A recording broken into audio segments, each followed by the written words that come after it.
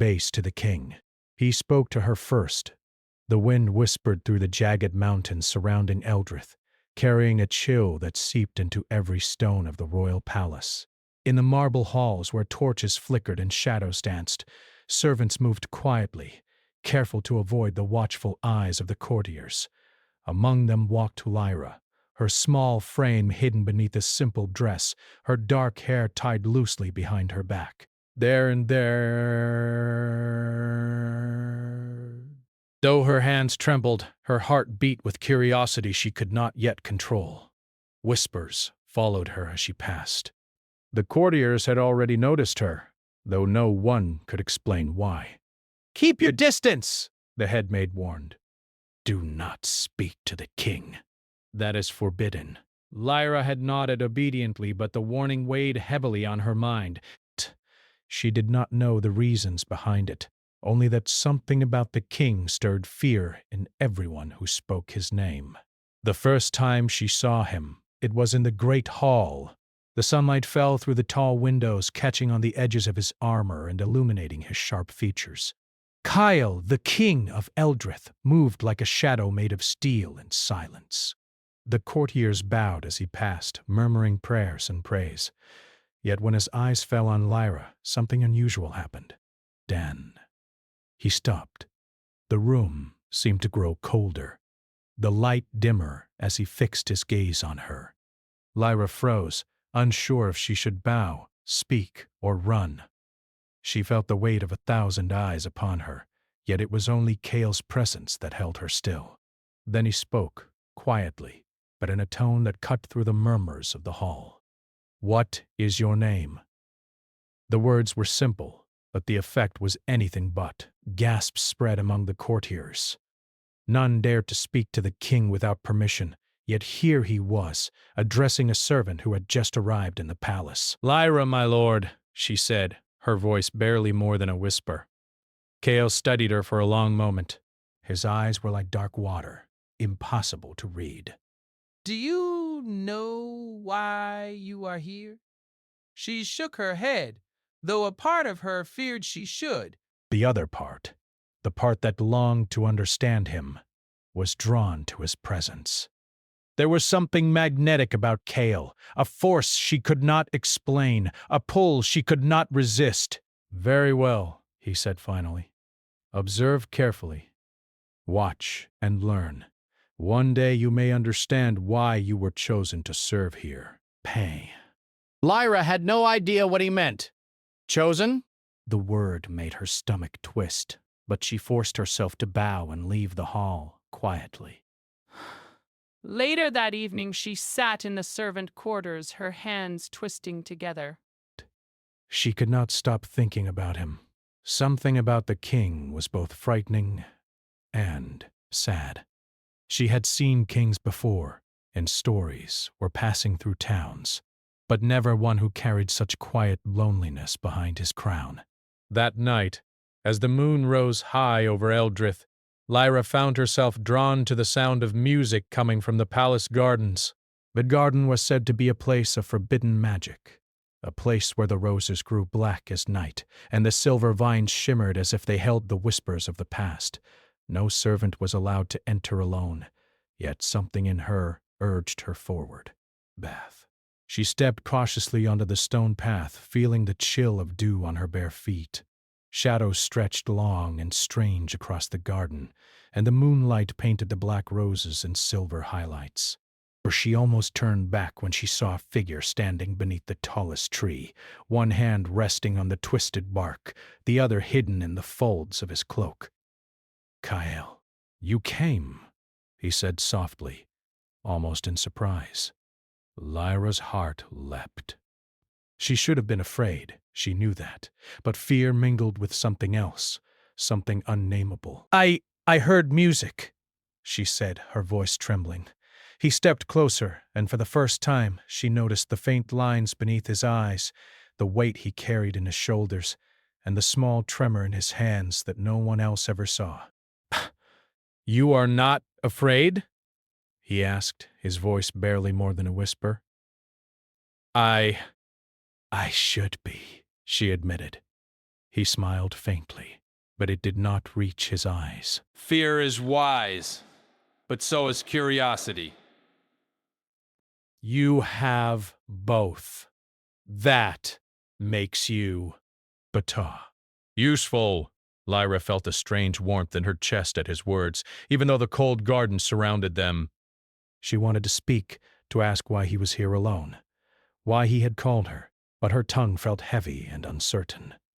Cale noticed her hesitation. Do you know why they warned you not to speak to me? He asked. No, she said, shaking her head. They fear what I am, He said quietly. They fear the darkness in this palace, the curses that linger. But perhaps you are not meant to fear me. Lyra did not know what to say. She only knew that she wanted to hear more, to understand him, to understand herself. You must be careful, he said, stepping closer. This garden is not safe, neither is your heart. It will lead you to truths you are not ready to face. I think I want to try, she said, surprising herself. Cale studied her, and for a moment the cold mask of the king fell away. His eyes softened, and in that softness Lyra glimpsed the loneliness and longing she had sensed before. Brave, he said, or foolish. Perhaps both.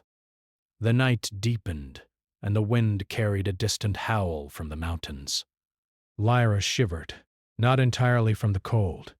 Cale's presence was both a shield and a warning, a promise and a danger she could not yet name. Before she could speak again, he extended his hand toward her.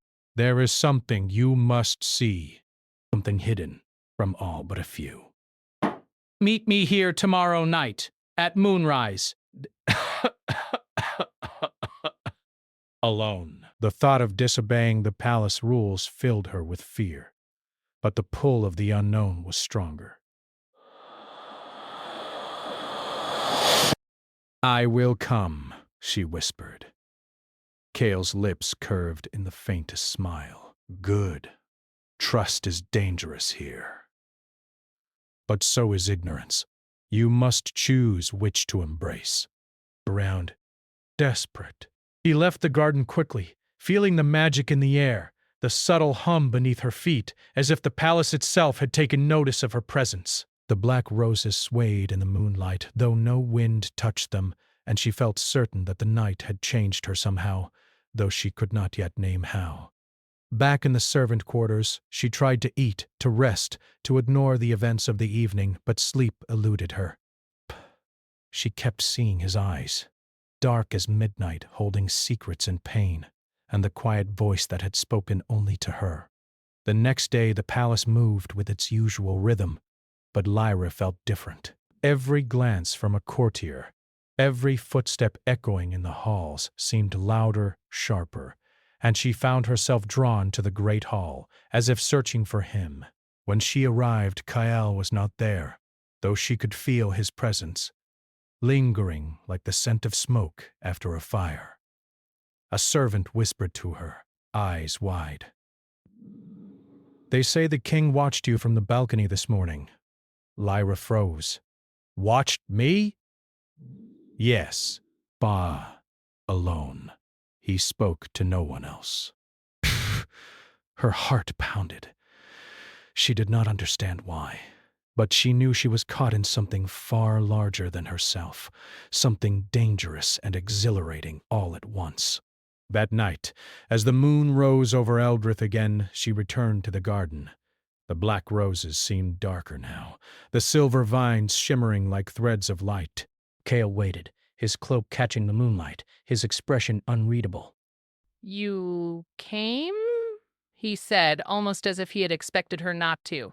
I promised, she said, her voice steadying as she stepped closer. He nodded, studying her for a long moment. You do not know the role you will play in the days to come. But soon you will see the truth of this palace, the truth of me.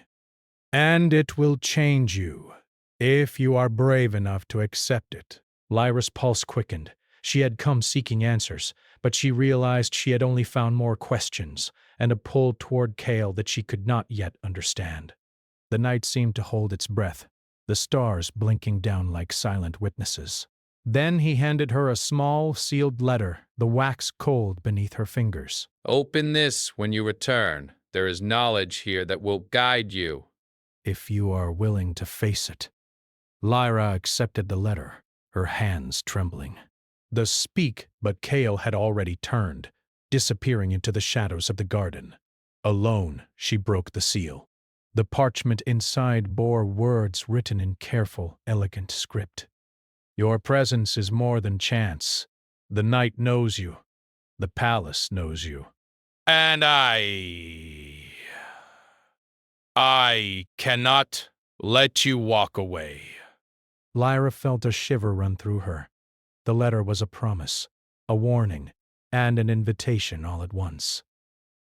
She clutched it to her chest, her heart racing, and realized that from this night forward her life would never be the same, and somewhere deep in the palace, Kale watched her retreating figure, a shadow of a smile crossing his lips. He knew she would return. He needed her to. But the palace had other plans, and not all secrets were meant to remain hidden. The moon hung low over the palace of Eldrith, silver light spilling across the black-tipped towers and stone courtyards. The wind carried a faint rustle of leaves, whispering through the gardens where shadows stretched long and strange. Lyra's hands trembled as she clutched the letter Kale had given her. She had read the words a dozen times, yet their meaning remained mysterious. Your presence is more than chance. The night knows you. The palace knows you. And I cannot let you walk away.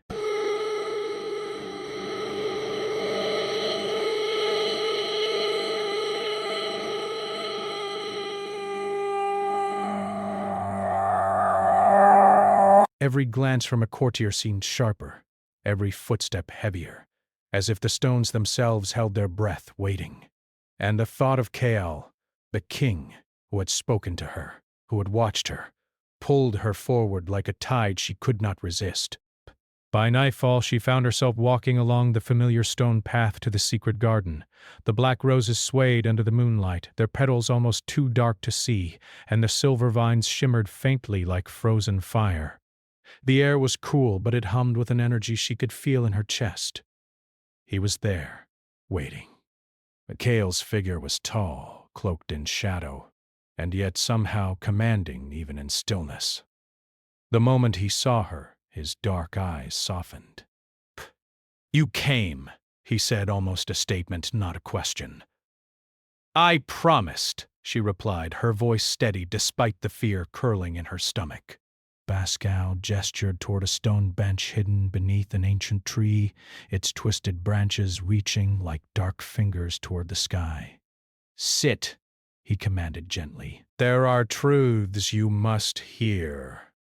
Lyra obeyed, and he moved to stand before her, the moonlight catching on the sharp angles of his face. "You must understand," he began, "that this palace is not as it appears.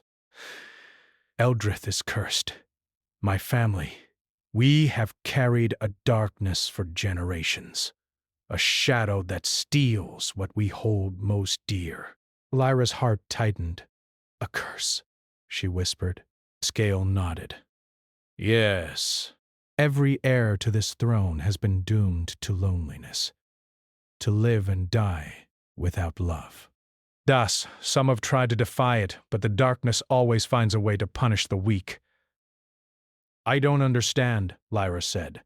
"Why are you telling me this?" He took a slow breath. "'Cause you are part of it. Whether you know it or not, your blood is tied to the power that can break this curse. That is why I spoke to you first, why I chose you to stand here tonight.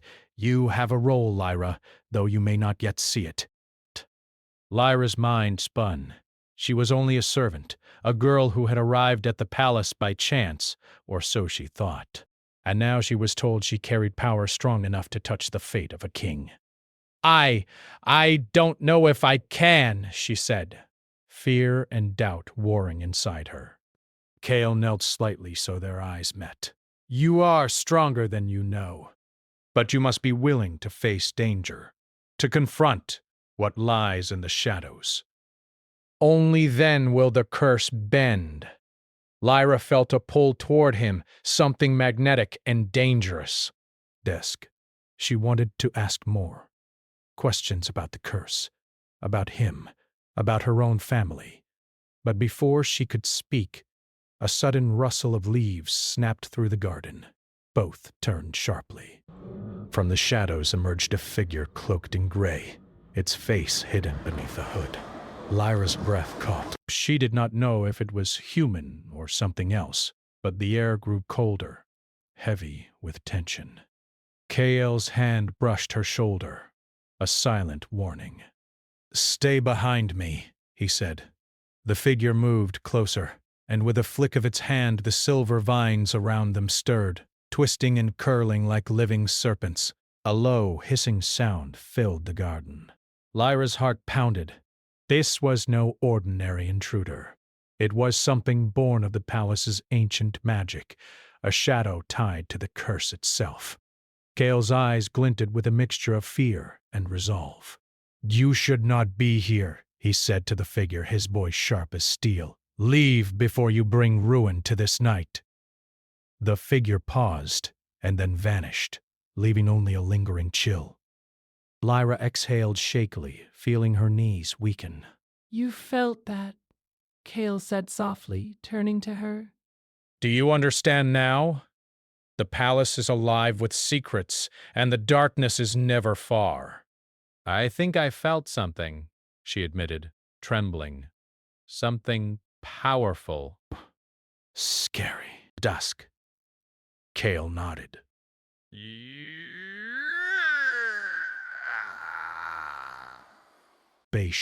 And soon you will face it directly. But tonight is not the night for battle. Tonight you will learn to trust what is in your heart. Lyra blinked, unsure how to respond. Kale's eyes, dark as midnight, held a softness she had never expected from a king known for his coldness. She wanted to look away, yet she could not. Something about him drew her in, a gravity that pulled at her very soul. You must know, he continued, that this curse is older than Eldrith itself. It began with pride, greed, and fear. My ancestors sought power over death, and in doing so, they chained themselves, and every heir after them, to sorrow. You are the key to undoing what they started. Lyra swallowed hard. The weight of his words pressed down on her. And what happens if I fail? She asked quietly. Kale's expression darkened. Then the palace will continue to suffer.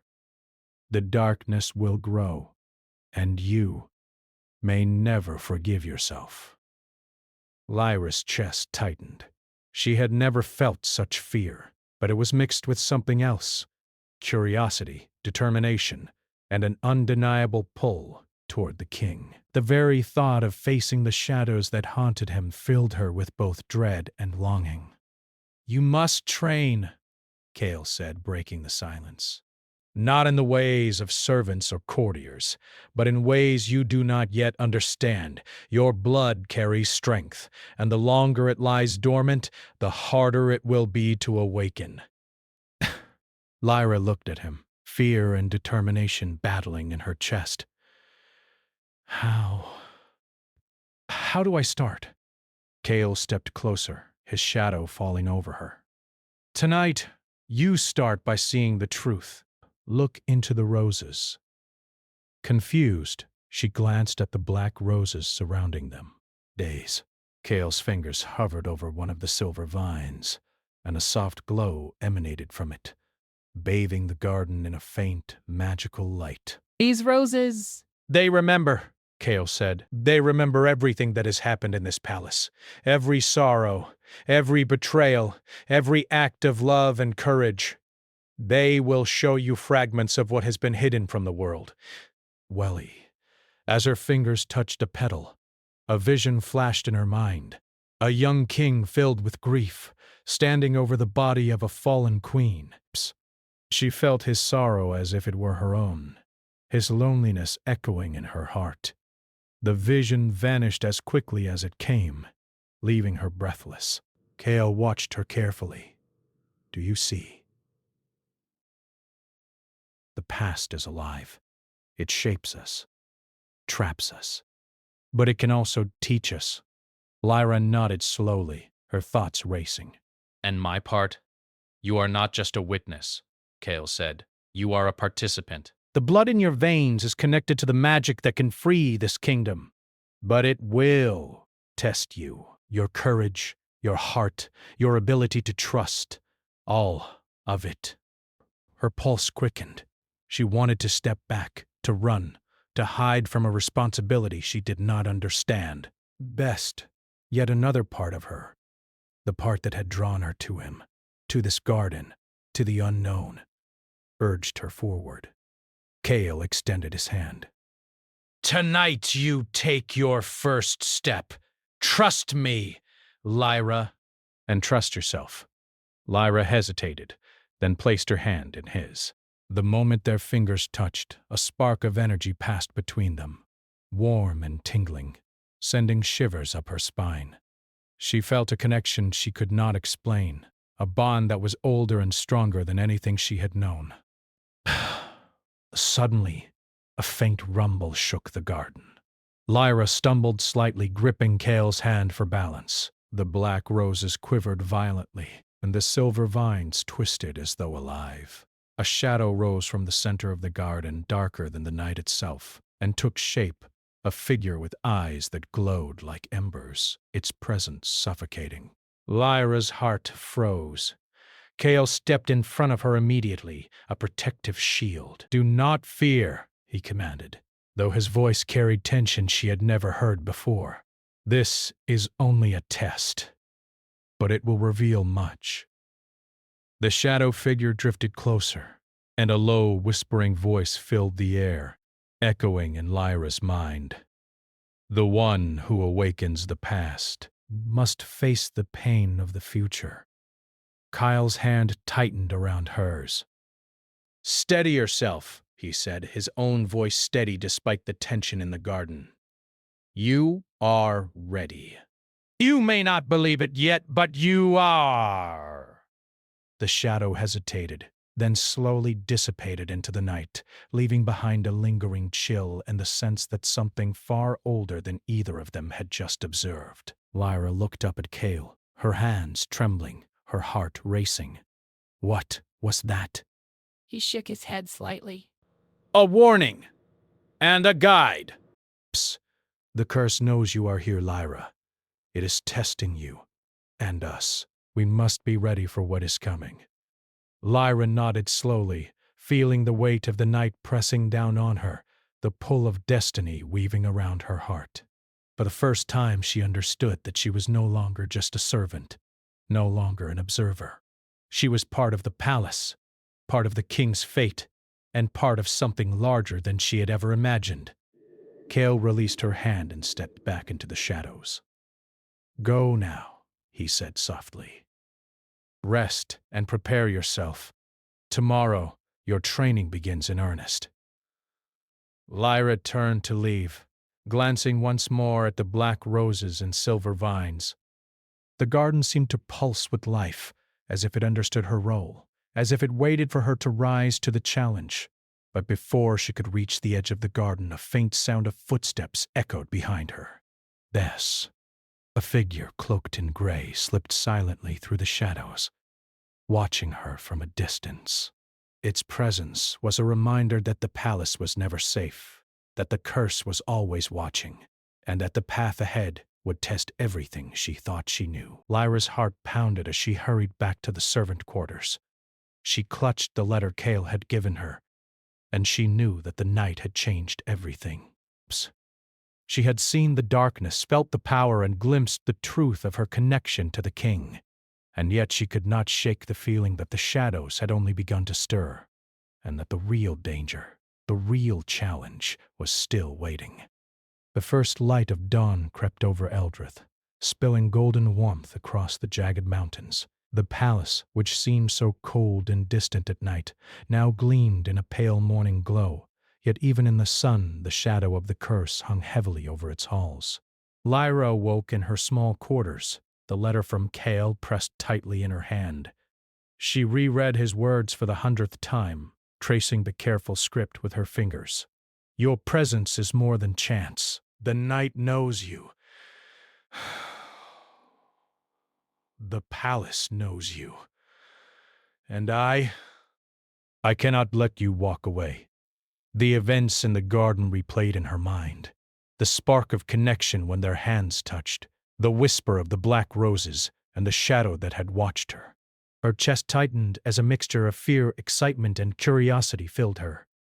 She knew that Cale was waiting for her, that her role in this palace, and in the fate of the king, was just beginning. The corridors were quiet as she made her way to the hidden courtyard where Cale had asked her to meet him.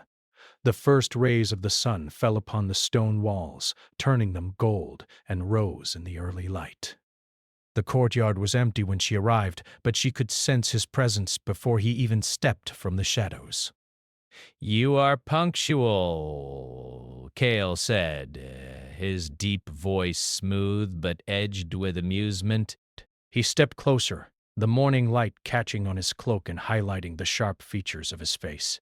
I did not want to be late, Lyra admitted, her voice soft. Her hands were clenched together to hide their tremble, though she felt more steady than she had the night before.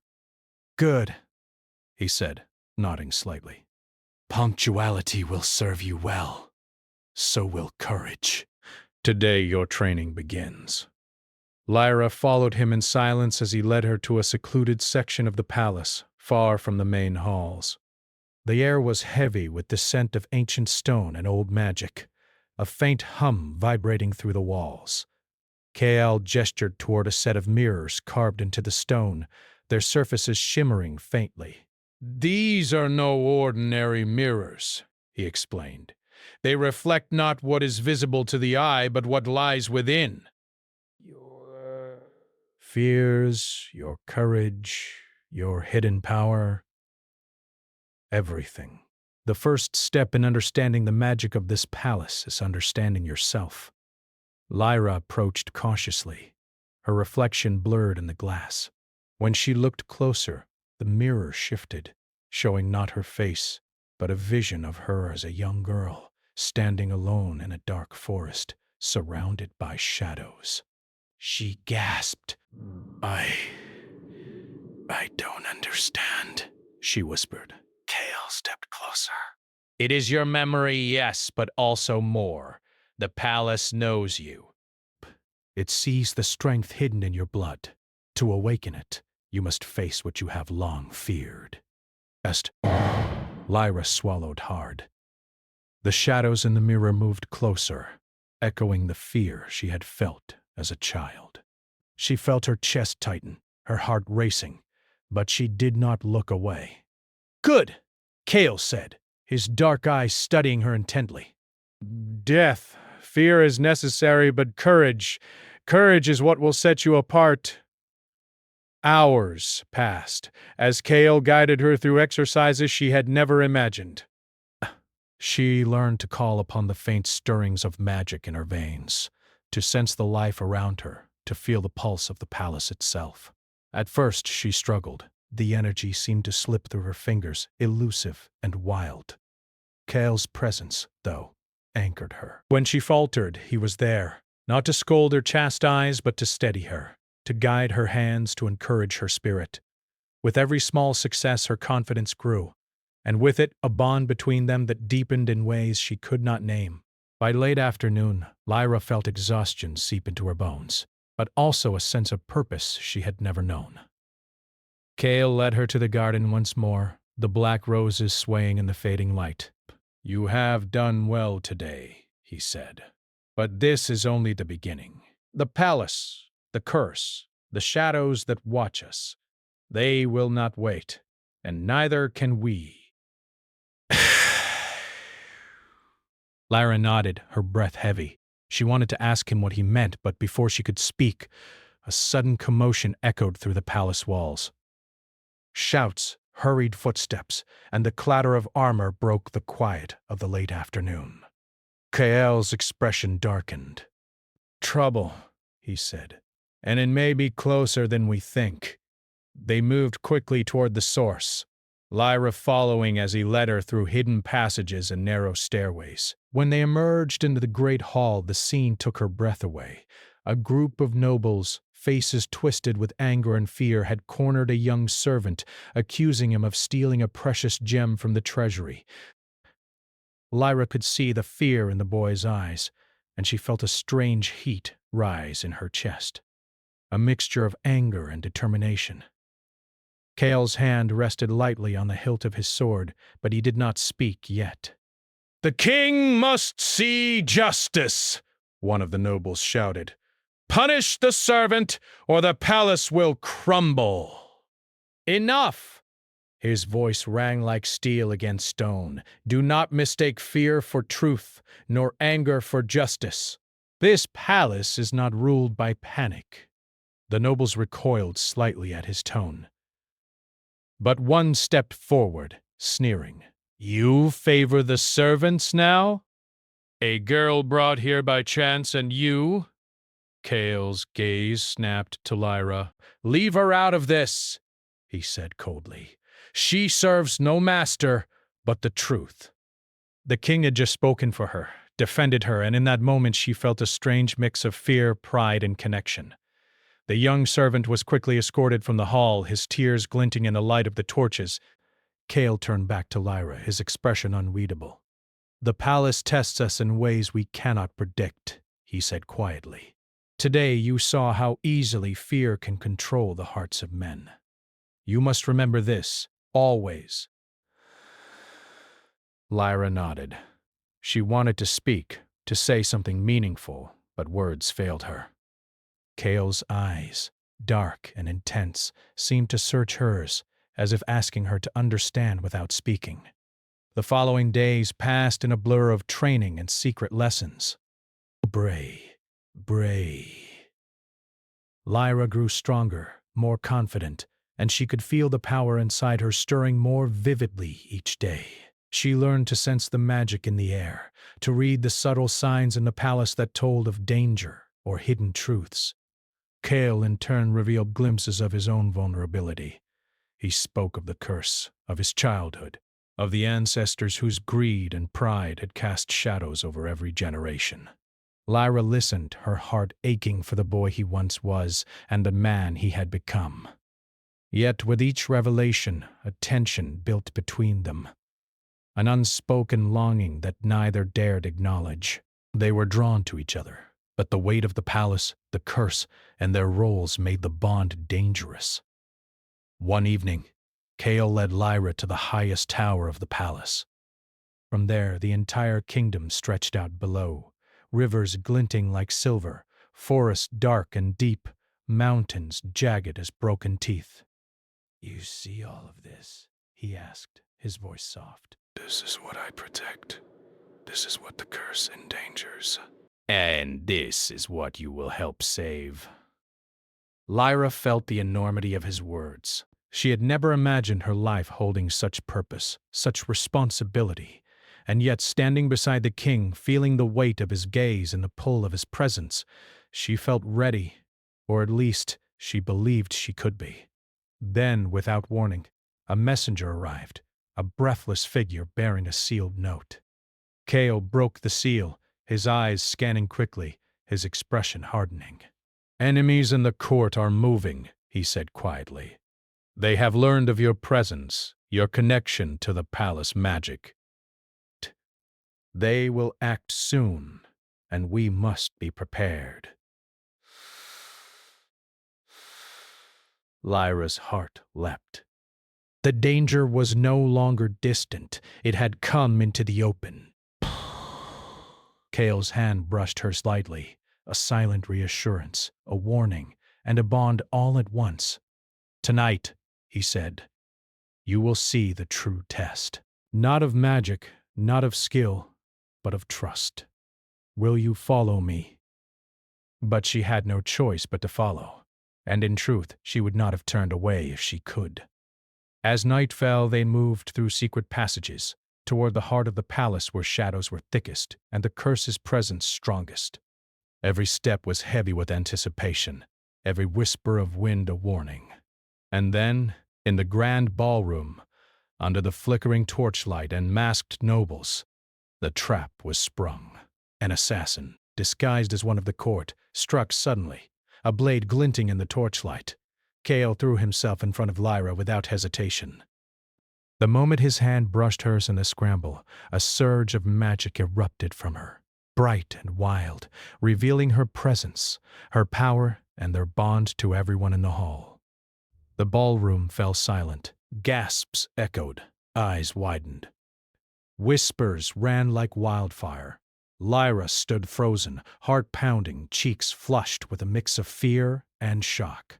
Cale's hand remained at her side, a protective shield, yet his expression was unreadable. Part pride, part concern, and part something she could not yet name. The palace had seen them both, and the curse had taken notice. The palace of Eldrith was quiet, but the silence carried a weight heavier than any storm. News of Lyra's awakening had spread like wildfire through the halls. Nobles whispered in the corridors, some with fear, some with envy. The servants looked at her differently now, and the castle itself seemed to pulse with energy, as if it had noticed her power and was wary of what she could do. Lyra walked the halls with Cale by her side. The king's hand occasionally brushed hers, a silent reassurance amid the tension, though neither spoke of the bond they now shared openly. She felt a mixture of fear and pride. She had been thrust into a world far larger than herself, yet the magic within her had begun to awaken, and with Cale's guidance she felt herself growing stronger. But the darkness was restless. Shadows moved differently now, whispering and curling around corners, reminding her that the palace and the curse watched her every step. Cale led her to the highest tower, where the wind whipped around them and the night stretched endlessly. "Tonight," he said, his voice steady but heavy with something she could not name, "we face what has haunted my family for generations.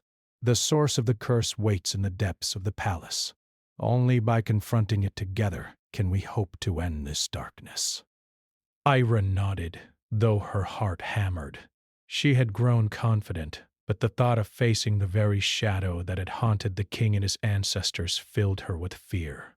Yet fear was no longer paralyzing. It had become fuel.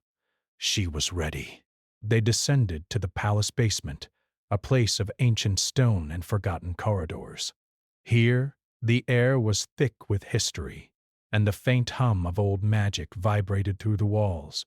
The torches cast flickering light, throwing tall shadows that danced and twisted like living beings. At the heart of the basement they found it, a chamber sealed by heavy stone doors, etched with the sigils of ancestors long gone. The air was colder here, and the shadows deeper, as if the darkness had grown roots and waited patiently for this moment. Cale pushed the doors open, and a wave of energy surged outward. Lyra felt it hit her chest like a physical force, pulling at her very being. The chamber inside was vast, lined with statues of the kings and queens who had ruled Eldrith, their faces twisted in sorrow or pride. In the center floated a figure of shadow, darker than the deepest night, its eyes glowing with a fiery red light. "So," the shadow said, its voice echoing through the chamber, "the child of prophecy has come, and with her, the king." Lyra swallowed hard, gripping Cale's hand. The figure radiated power, and she could feel the weight of generations pressing down on her. The curse was not just magic. It was pride, greed, fear, and pain given form. And now it was alive. Cale stepped in front of her. "We are not afraid," he said, though his voice trembled slightly. "Together, we will end this." The shadow laughed, a sound like breaking glass. Brave words from a king who has known only loneliness, and a servant who thinks herself more than she is. You cannot destroy what has existed for centuries. Lyra felt a surge of energy within her, a fire igniting in her chest. She had trained for this. She had learned to trust herself, to trust the bond she shared with Kale. We will try, she said firmly, and we will not fail. The shadow lunged forward, and the chamber shook. Ray Kale drew his sword, its steel glinting in the torchlight, but the shadow seemed to flow around it, avoiding every strike. Lyra raised her hands, and a pulse of magic erupted from her, strong and pure. The shadow recoiled slightly, its fiery eyes narrowing. "You are stronger than I expected," it hissed. Kale glanced at her, eyes meeting hers. "Now, Lyra, trust yourself. Trust us." She nodded, heart pounding. Closing her eyes for a moment, she reached deep into the energy within her, calling it forth. Light and warmth flowed from her hands, spreading outward, pushing the shadow back. It shrieked, its form flickering and twisting. The chamber shook again, dust falling from the ceiling. Statues quivered, their faces etched with centuries of sorrow. Lyra felt a pull on her heart, memories and pain not her own, the grief of generations. For a moment she faltered, and the shadow surged forward, pressing against them like a tidal wave. Kale grabbed her hand, grounding her. "Do not give in. We are stronger together." Lyra inhaled deeply, and with a cry she let the energy flow freely. The light from her hands met the darkness of the shadow, swirling together in a storm of energy. Kyle's sword glowed as he joined her, channeling the magic they shared. The shadow screamed, the sound echoing off the stone walls. Then, with a final shriek, it dissipated into nothingness. The chamber was silent, save for the heavy breaths of the two of them. Dust floated through the air, and the torches flickered as if the palace itself exhaled in relief. Dead, Lyra looked at Kale, her chest heaving. "Is it over?" Kale lowered his sword slowly, his eyes softening as they rested on her. "Yes," he said quietly. "The curse is broken." At last, a strange warmth filled the room, a light that seemed to come from the walls themselves. The black roses she had seen in the garden before appeared faintly in the corners, petals shimmering silver and gold. The palace, she realized, was alive with relief. The shadows were gone. Kale stepped closer, brushing a strand of hair from her face. "You did this," he said softly. "You were the one who had the courage to face it, to trust yourself, to trust us. Without you, I could never have done this." Lyra felt a warmth in her chest, a mixture of pride and love, and something else, something that had grown silently between them in the quiet moments, the training, the shared fear and courage. She met his gaze, and in that moment, words were unnecessary. Their bond, forged in fire and shadow, was stronger than any curse. The first rays of dawn spilled through the chamber, illuminating their faces. Cole's expression softened completely.